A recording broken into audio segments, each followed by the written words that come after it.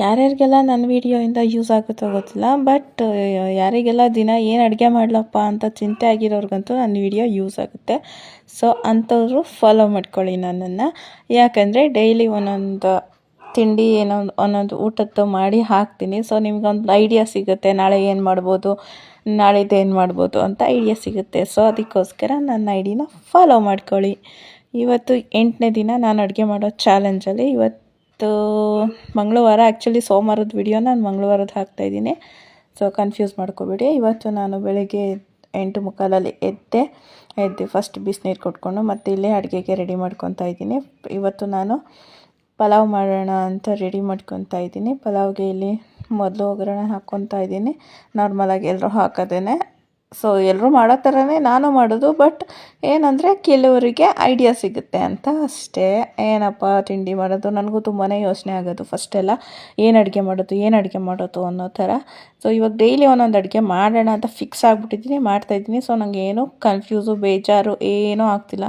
So ಇಲ್ಲಿ ನಾನು ಪಲಾವ್ಗೆ ಬೆಳ್ಳುಳ್ಳಿ, ಶುಂಠಿ, ಹಸಿಮೆಣ್ಸಿನ್ಕಾಯಿ, ಕೊತ್ತಂಬರಿ ಸೊಪ್ಪು, ಪುದೀನ, ಒಂದು ಸ್ವಲ್ಪ ಈರುಳ್ಳಿ, ಸ್ವಲ್ಪ ಟೊಮೊಟೊ ನಾನು ರುಬ್ಬಕ್ಕೆ ಕೂಡ ಹಾಕ್ತೀನಿ. ಯಾಕಂದರೆ ಅನ್ನ ಸ್ವಲ್ಪ ನನಗೆ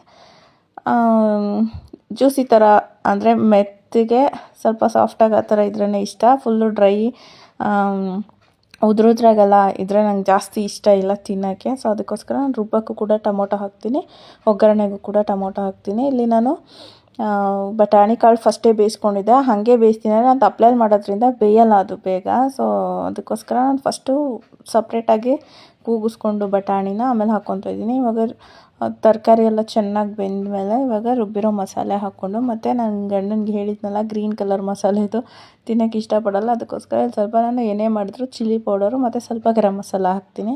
ಆವಾಗ ಅದು ರೆಡ್ ಕಲರ್ ಟರ್ನ್ ಆಗುತ್ತಲ್ಲ, ಆವಾಗ ತಿನ್ಕೊತಾರೆ. ನೆಕ್ಸ್ಟು ನಾನಿಲ್ಲಿ ಉಪ್ಸಾರಿಗೂ ಕೂಡ ರೆಡಿ ಮಾಡ್ತಿದ್ದೆ ಮಧ್ಯಾಹ್ನಕ್ಕೆ. ಇವತ್ತು ಉಪ್ಸಾರು ಮಾಡ್ತಾಯಿದ್ದೀನಿ, ಬೇಳೆನೂ ಮತ್ತು ಹುಳ್ಳಿಕಾಯಿ ಹಾಕ್ಬಿಟ್ಟು. ಸೊ ಉಪ್ಸಾರು ಕೂಡ ರೆಡಿಯಾಗಿತ್ತು, ಕಾಳು ಸ್ವಲ್ಪ ಚೆನ್ನಾಗಿ ಬೆಂದೋಗ್ಬಿಟ್ಟಿದೆ. ಈ ಕಡೆ ಪಲಾವ್ ರೆಡಿ ಆಗ್ತಿದ್ರೆ ಆ ಕಡೆ ಉಪ್ಸಾರು ಕೂಡ ರೆಡಿ ಆಯಿತು. ಅದಕ್ಕೆ ಪಲ್ಯ ಕೂಡ ಮಾಡಿದೆ. ನನ್ನ ಗಂಡನಿಗೆ ಈ ಥರ ಪಲ್ಯಗಳೇನಾದರೂ ಕಾಳ್ದು ಮಾಡಿಕೊಟ್ರೆ ಅದು ಮಾತ್ರ ಚೆನ್ನಾಗಿ ಹೋಗುತ್ತೆ. ಸೊ ಪಲ್ಯನೂ ಕೂಡ ರೆಡಿ ಆಯಿತು. ಇವಾಗ ನೆಕ್ಸ್ಟು